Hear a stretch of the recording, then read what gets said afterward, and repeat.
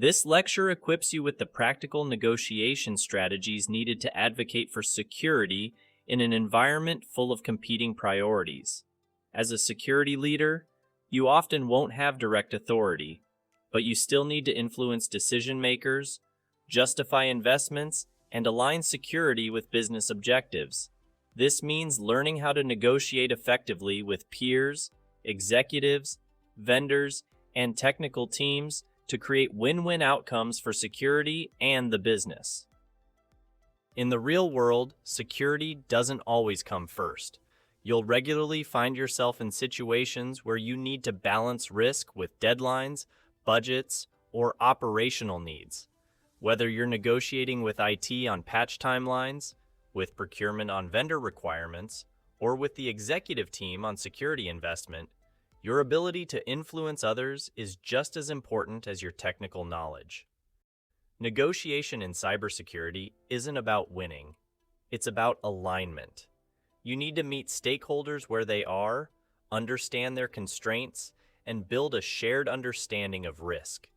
That means listening as much as talking and being prepared to adjust your strategy based on who you're speaking to. Before you negotiate, you must shift your mindset. Security isn't a roadblock. It's a risk-based enabler of trust, continuity, and resilience. If you approach negotiation from a purely compliance or control perspective, you'll encounter resistance. But if you frame security as a way to protect revenue, customer trust, or innovation, your message will resonate more deeply. For example, instead of saying, "We need DLP because of policy," try, "Without proper data loss prevention, we risk reputational damage and customer churn if sensitive data is leaked." When you translate security goals into business language, you increase your influence across the board. You won't always have the title, the role, or the formal power to enforce change, but you'll still be expected to drive security outcomes. That's where influence comes in. Your job is to build credibility and relationships before you need to ask for something. Take the time to understand what other departments care about, their objectives, frustrations, and operational pressures. When you show that you're here to help them succeed securely, not to slow them down, you shift from being seen as a gatekeeper to a trusted advisor. To truly influence without authority, you need to empathize with your stakeholders. That means listening to their concerns, recognizing their deadlines, and understanding their business pressures. When someone is racing toward a product launch, a security delay can feel catastrophic. Your role is to acknowledge that urgency while still advocating for the right level of control. You also need to co-create solutions rather than dictate them. Invite your stakeholders into the conversation and work together to shape outcomes that balance security and business needs. When people help build the solution, they're more likely to support it and follow through. And finally, you must communicate risk clearly and effectively. Ditch the technical jargon and fear-based language. Instead, use relatable, impact-driven terms that tie security risks to business consequences. Downtime, loss of customer trust, reputational damage, or legal exposure. Speak in terms your audience understands, and they'll start to understand you in return. When you consistently demonstrate that you care just as much about the business as you do about controls, people begin to trust your judgment. And when trust is in place, your influence grows, even without formal authority. To lead security initiatives effectively, you'll need to master negotiation techniques that align stakeholders, overcome resistance, and keep projects moving. It's not about forcing outcomes. It's about guiding people toward decisions that support both business goals and cybersecurity resilience. Start by anchoring with risk. When you initiate a conversation, don't just state what you want.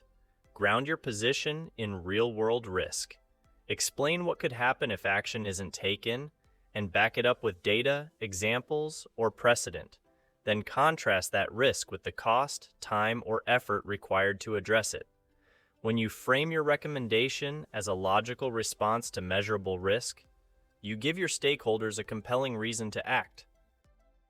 Make sure to offer options, not ultimatums.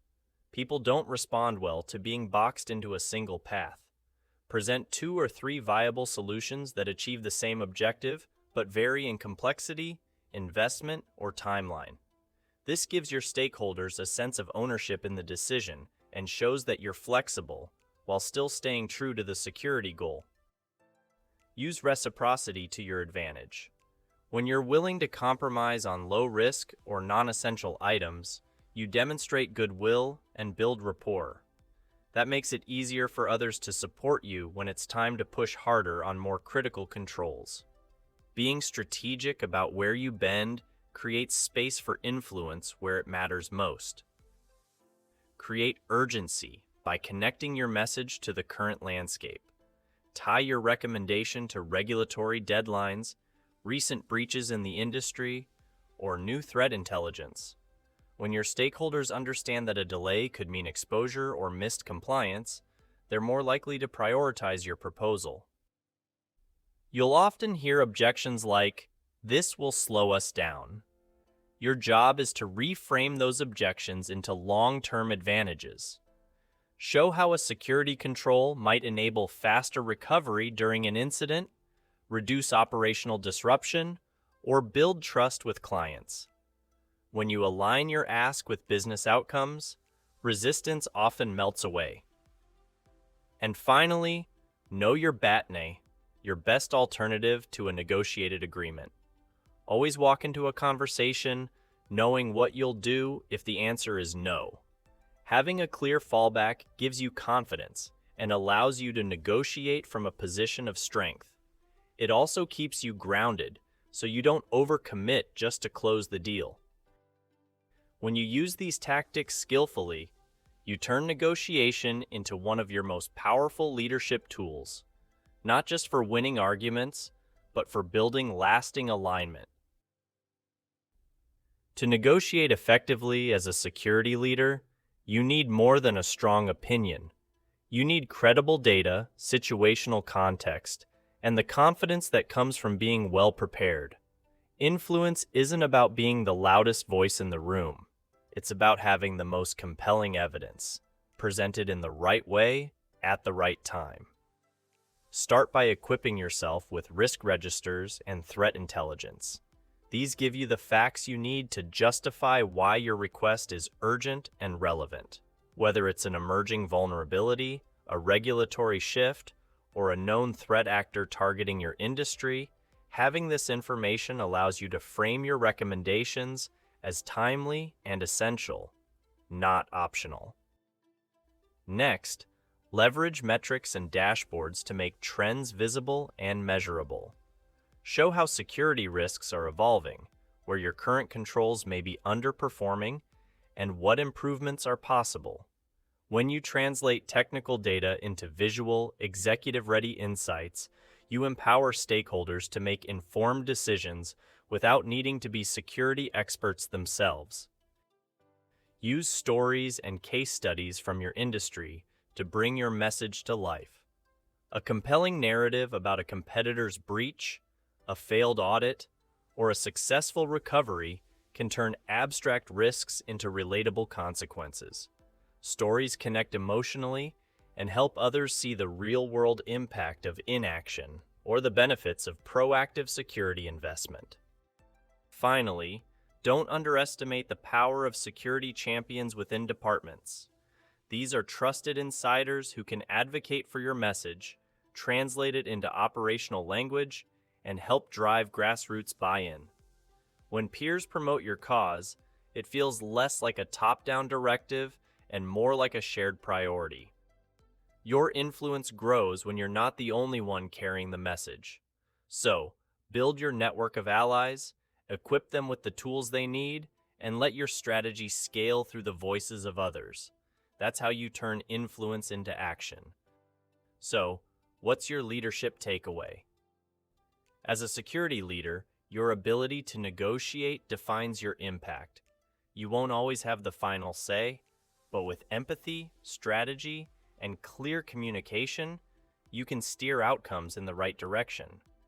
Influence is built on trust, and trust is built by showing that you understand both risk and business reality. When you master the art of negotiation, you don't just defend systems, you lead change.